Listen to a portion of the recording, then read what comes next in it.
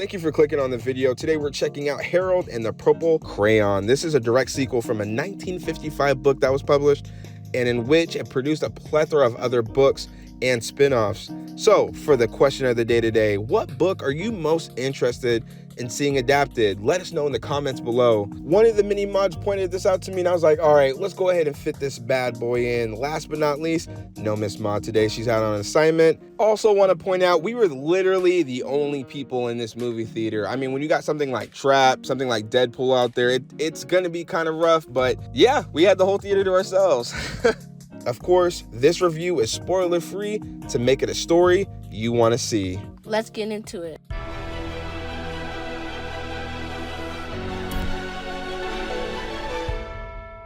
With the crayon, anything is possible. Directed by Carlos Saldanha, the film is a masterfully blended between live action and a touch of animation, largely affecting the crayon effects and what it could do in the live action piece of it. Serving as a direct sequel, it follows Harold, and now grown up, navigating life with his friends Moose and Porcupine, who are animals based inside the book. And basically we're following Harold at his beloved narrator, which he refers to as his old man, a little spin on him being, the father, the creator. He just mysteriously vanishes, and Harold draws a door into the real world to go ahead and find him. Moose follows, but Porcupine is temporarily left behind, which is leading us to this reverse chalk zone moment and bringing himself into the real world.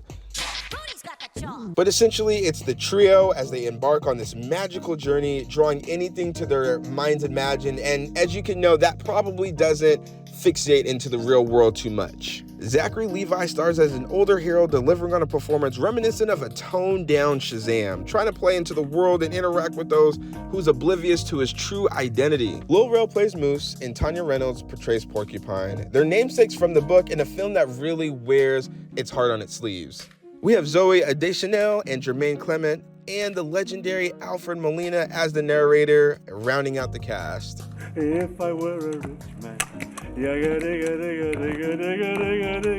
Overall, I think this is a good family movie. The movie was really funny and the actors did a great job. My favorite character in the movie was Moose because he was always best friends with Harold and they stuck together no matter what. The original book, created by Crockett Jones, who actually passed away in 1975, inspired this heartfelt adaptation. It's touching to see how filmmakers were able to honor the author while giving a clear, direct story so you could grip into. And really, somebody really wanted this film. I don't know who, but somebody really wanted it. This actually production started all the way back in 1992, but didn't really gain its momentum until 2021, eventually becoming a very smaller project under Sony's wing. Not too much depth to the characters, but it was a pretty straightforward story. Harold wants to find out who he is, how his journey is mixed in with this whole world basically that he's walked into.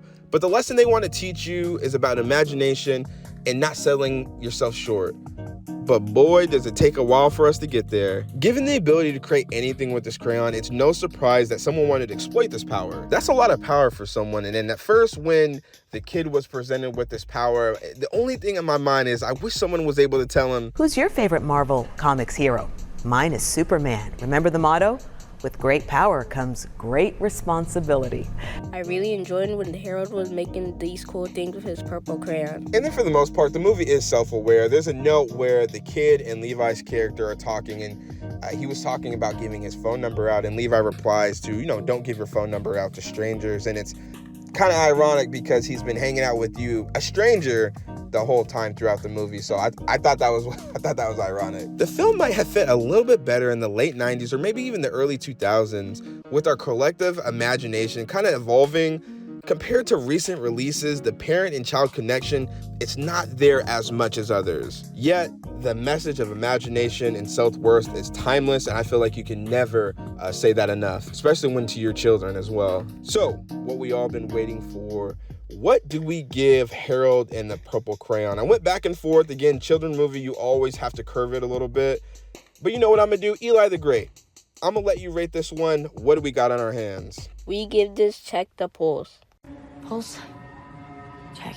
Competing against major IPs like Garfield and Inside Out and then you have on top of other releases dropping the same weekend, it's going to be a hard competition. With no strong marketing, it's going to be very difficult to stand out. And as always, we really appreciate you guys. Thank you so much for checking out our review. The best way to support is, of course, leave a like, share, and a comment just letting us know how you guys feel about this movie or how you guys are feeling about movies in general over the summer. And this is a true event for me and my family, and the best way to allow us to continue to pursue this is through those support channels. So again, I truly appreciate you guys and anyone that does that for us. As always, tell somebody that you love them today, and we'll catch you in the next one. Bye.